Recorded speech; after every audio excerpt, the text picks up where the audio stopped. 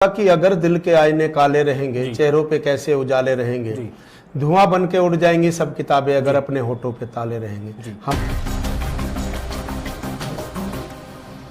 क्षेत्रवासी आप पर आरोप लगाते हैं कि या तो विधायक जी आए नहीं, विधायक जी ने कुछ काम नहीं कराए। क्या वो बीजेपी वांटेड लोग हैं या वो सर्वे के आधार पर जनता के कहने पर टिकट देता है, तो उन्हें सोचना चाहिए। वो वैचारिक भ्रांति ना फैलाए। मेरा उनसे निवेदन हाथ जोड़ के कि आपका टिकट उन्हीं। नमस्कार दोस्तों, मेरा नाम है नितिन कुमार और आप देखना शुरू कर चुके हैं रुड़की अब। इस वक्त हमारे साथ मौजूद हैं झबरेड़ा के विधायक देशराज कर्णवाल जी। आइए आज जानते हैं चुनावी दंगल में कि 2022 की तैयारी किस तरीके से वे कर रहे हैं और कितनी तैयारी अपनी कर चुके हैं। आपका स्वागत है रुड़की अब में। क्या कहेंगे 2022 के इलेक्शन को कैसे देखते हैं आप? मैंने नितिन जी आपका धन्यवाद, आपने मुझे बुलाया जी और मेरे सामने जो सवाल आप खड़े करेंगे मुझे पता है जी कि आप क्योंकि क्षेत्र में घूमते हैं जी और क्षेत्र में घूम घूम कर आप बहुत अच्छा मैसेज आप, मैं तो ये कहूँगा कि अगर दिल के आईने काले रहेंगे, चेहरों पे कैसे उजाले रहेंगे, धुआं बन के उड़ जाएंगी सब किताबें अगर अपने होठों पे ताले रहेंगे। हमारा चौथा स्तंभ अगर चुप हो गया तो ये समझ लीजिए कि बहुत सी चीजें जो हमारे तीन स्तंभ हैं ऊपर के, उस पर भी फर्क पड़ता है। और जनता के हित के लिए आपने मुझे बुलाया और ये चुनावी दंगल आप कह रहे हैं, लेकिन इस बार मेरा चुनावी दंगल झबरेड़ा में नहीं है। एक तरफा ये जो 4 साल विकास के 4 साल बेमिसाल ये मैंने बुक छपवाई है। 4 सालों का काम इसमें मैंने झबरेड़ा विधानसभा क्षेत्र में आपने कहा है कि मैंने बहुत काम किए हैं, पिछले 36 वर्षों में इतने काम नहीं हुए। विधायक जी क्या क्या काम आपने किए हैं, क्या खास दिया है आपने झबरेड़ा क्षेत्रवासियों को? देखिए नितिन जी, आप जब मैं विधायक बना 2017 में, तो मेरे क्षेत्र में एक भी सड़क नाम की चीज नहीं थी, सब खड्डे खड्डे थे। ठीक है। और वो खड्डे मैंने लोगों से वायदा किया कि मैं उन खड्डों को भरवाऊंगा, एक गांव से दूसरे गांव को जोड़ूंगा। ठीक है। क्योंकि विधायक का काम होता है, गांव के अंदर के काम प्रधान के होते हैं, लेकिन मैंने गांव के अंदर भी काम कराए। ठीक है। ये सब इस किताब में है ये सब इस किताब में है। मैंने देखा है, मैंने पढ़ी है आपने हीर आईडी से लेकर बहुत से जो गांव के अंदर भी काम कराया मैंने। जहां पे मुझे नहीं दिखा कि वहां पे जो प्रधान है वो बीजेपी माइंडेड नहीं है और वो जो बीजेपी माइंडेड लोग हैं उन पर काम नहीं करा रहा, तो गांव के अंदर भी मैंने काम करा दिए। ठीक है। तो मैंने विकास जो कराए हैं उसके बल पर इस बार चुनावी दंगल झबरेड़ा में नहीं है। एक तरफा भारतीय जनता पार्टी का विधायक वहां पर जीत कर आएगा और भारतीय जनता पार्टी की सरकार बनेगी। क्षेत्रवासी आप पर आरोप लगाते हैं कि या तो विधायक जी आए नहीं, विधायक जी ने कुछ काम नहीं कराए। क्या वो बीजेपी वांटेड लोग हैं या किसी और पार्टी से उनका नाता है? देखिए, मेरी पार्टी संसार की सबसे बड़ी पार्टी है। ठीक है। मेरी पार्टी में संसार में सबसे ज्यादा नेता है। ठीक है। मेरी विधानसभा में भी टिकट मांगने वालों की लंबी फहरिस्त है। ठीक है। तो वो नेता हैं, वो टिकट मांग रहे हैं, ये गलती उनकी है। ठीक है। वो समझ नहीं रहे अगर विधायक की हम बुराई कर रहे हैं तो वो अपनी बुराई कर रहे हैं। क्योंकि भारतीय जनता पार्टी में टिकट मिलता, विधायक को टिकट नहीं मिलता। सर्वे के आधार पर जिसका नाम पहले नंबर पर आता है, दूसरे नंबर पर 3 लोगों की लिस्ट बनती है या 2 की बनती है, तो हमारा जो हाईकमान है वो सर्वे के आधार पर जनता के कहने पर टिकट देता है, तो उन्हें सोचना चाहिए। वो वैचारिक भ्रांति ना फैलाए। मेरा उनसे निवेदन हाथ जोड़ के कि आपका टिकट उन्हीं का हो जाए, सर्वे में उन्हीं का नाम आ जाए। बिल्कुल सही बात है। बिल्कुल, ये तो भारतीय जनता पार्टी है, जिसे टिकट देगी वो इलेक्शन लड़ेगा। भारतीय जनता पार्टी टिकट देती है जनता की आवाज पर। जो सर्वे में जिसका नाम आता है उसको भारतीय जनता पार्टी। लगातार आप भ्रमण कर रहे हैं, लोगों से मिल रहे हैं, जाके चुनाव आने वाले हैं, बस इसीलिए मिल रहे हैं या पहले भी आप इन लोगों से मिलते रहे हैं ऐसे? देखिए, मैं जब इस विधायक बना, विधायक बनने के बाद विधानसभा के अंदर और विधानसभा के बाहर, ठीक है, झबरेड़ा के मतदाताओं ने जिसे प्रतिनिधि चुना उसका वो नंबर 1 है। ठीक है। विधानसभा के अंदर भी, चाहे सवाल पूछने का मामला हो, चाहे याचिका का मामला हो, चाहे वो विधेयक लेने का मामला हो, चाहे नियम 54 की सूचना हो, चाहे नियम 105 की सूचना हो, उसमें झबरेड़ा का विधायक पहले नंबर पर है। और झबरेड़ा के विधायक का विधानसभा के अंदर और बाहर पूरे देश में पहला नंबर है। ये मैं डंके की चोट पर कह सकता हूं, ये उसका प्रमाण है, आप नेट पर देख सकते हैं। ठीक है, आपने लिखा है बुकलेट पर जय जवान जय किसान जय संविधान जी। ये जय जवान जय संविधान तो ठीक है, जय किसान 9 महीने से किसान बॉर्डर पर बैठे हैं, भारतीय जनता पार्टी की सरकार है, केंद्र में भी, उत्तराखंड में भी और जगह भी, यूपी में भी सरकार है, तो जय किसान पर आप क्या कहना चाहेंगे? वो 9 महीने से वहां बैठे हैं सर, अभी पंचायत की उन्होंने 5 तारीख को, इतनी बड़ी पंचायत हुई है, आपने देखा होगा। देखिए, किसान जो है जी, वो देवता है जी, अन्न देवता है, ठीक है, हम उनके चरणों में नमन करते हैं। हमारी सरकार ने कानून बनाया, हमारी सरकार ने नहीं, लोकसभा में कानून बना, राज्यसभा में कानून बना, ठीक है, और सर्वसम्मति भी हुई। जी। पहले कांग्रेस इस कानून को लाना चाहती थी, अब मोदी जी के नेतृत्व में ये कानून बना, सरकार ने बनाया, लोकसभा ने, केवल बीजेपी का बना हुआ कानून नहीं, ठीक है, ये जनता ने बनाया। जी। जनता कौन है?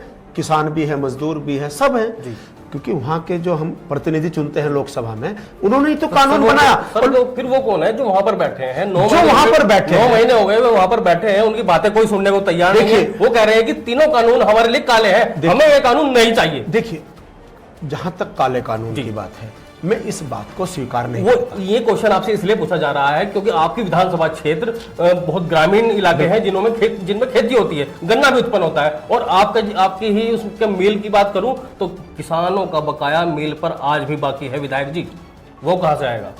जब मैं विधायक बना तो 450 करोड़ की बकाया थी, ठीक है, और जब मैंने विधानसभा में प्रश्न करने शुरू किए जी, मैंने सरकार को इस मसले से अवगत कराया, ठीक है, इस किसानों की इस परेशानी से अवगत कराया, तो 150 करोड़ मतलब अब केवल 145 करोड़ रुपए मेरे किसानों की बकाया है जी, मिल पर जी। लेकिन हमारे ही किसी आदमी ने कोर्ट में केस कर दिया, मैं उसको भी दिलवा देता, और उसके बावजूद भी मैंने सरकार से पूछा, मंत्री जी को सवाल किया था कि सरकार मिल मालिक के खिलाफ कार्रवाई करे, सरकार आरसी काटे, सरकार उनकी चल अचल संपत्ति की कुर्की करे, सरकार मिल की मालकिन को जेल की सलाखों के पीछे डाले। अगर सरकार चाहे तो मैं मानता हूं इस बात को। किसानों को मैं हाल बता दूं आपको, तो मैं आवाज उठा रहा हूं। सामवीर त्यागी जी हैं, तासीपुर से हैं, उन्होंने अपना घर बेचने के लिए भी पोस्टर लगा दिए थे सर, तो अगर उनका पेमेंट नहीं हो सका, मैंने 4.25 लाख का पेमेंट करवाया। आपने कराया है, मुझे पता है कि जब हमने खबर और कह रहा हूं मैं, असर हुआ, बिल्कुल आपने खबर दिखाई, और मैं धन्यवाद देना चाहता हूं आपको भी, क्योंकि सरकार के पास कोई जादू की छड़ी नहीं है कि उसको पता है क्या क्या प्रॉब्लम है। ये विधायक का काम है, क्षेत्र के विधायक का काम है सरकार को अवगत कराना, और मैं डंके की चोट पर कह सकता हूं कि मैंने सबसे ज्यादा अपने क्षेत्र की, प्रदेश की जो समस्या है उससे सरकार को अवगत कराया है। इसमें मेरे क्षेत्र का किसान, चाहे वो गन्ने की बात हो, जो किसान एक बात पर अड़े हुए हैं कि ये काले कानून, आपने कहा अभी, कानून काला नहीं होता, ये हमारा सर्वोच्च सदन है, लोकसभा राज्यसभा, उसने कानून बनाया, वो जनता के प्रतिनिधियों ने कानून बनाया, वो जनता का कानून है। डेमोक्रेसी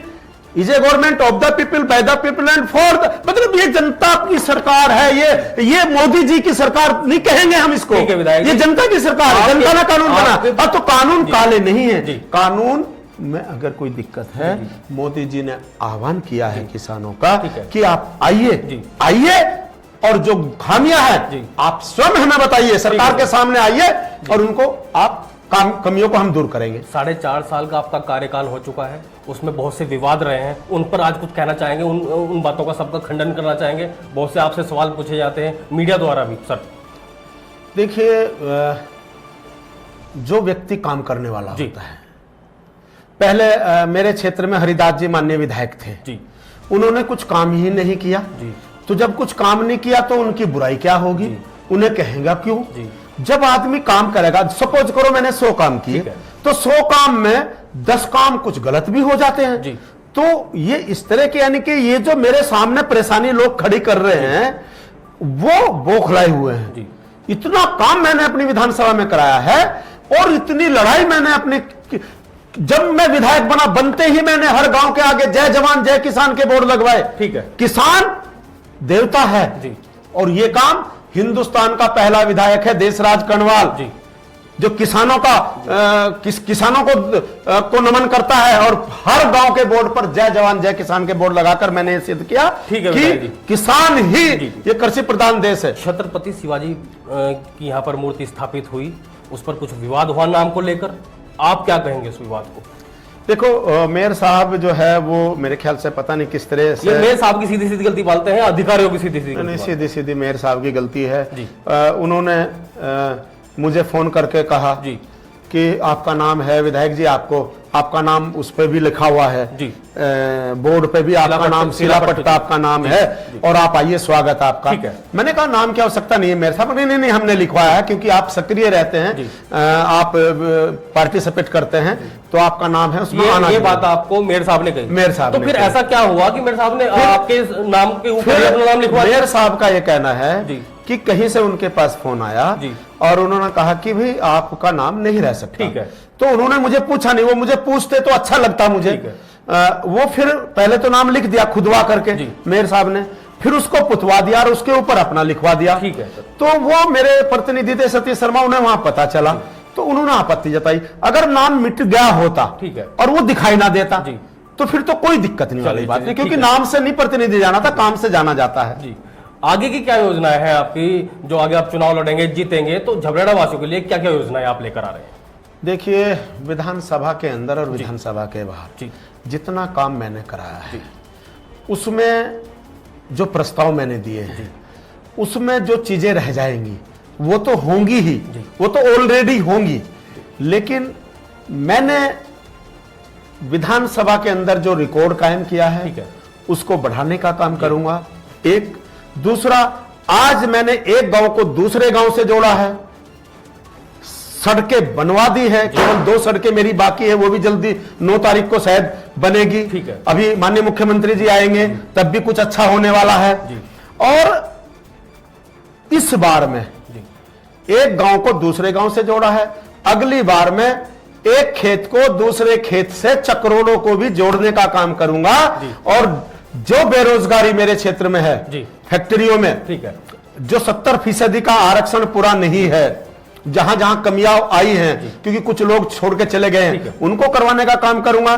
बस अड्डे के लिए जगह नहीं है, बस अड्डा मैंने प्रस्तावित करा दिया, वो मुख्यमंत्री घोषणा में है।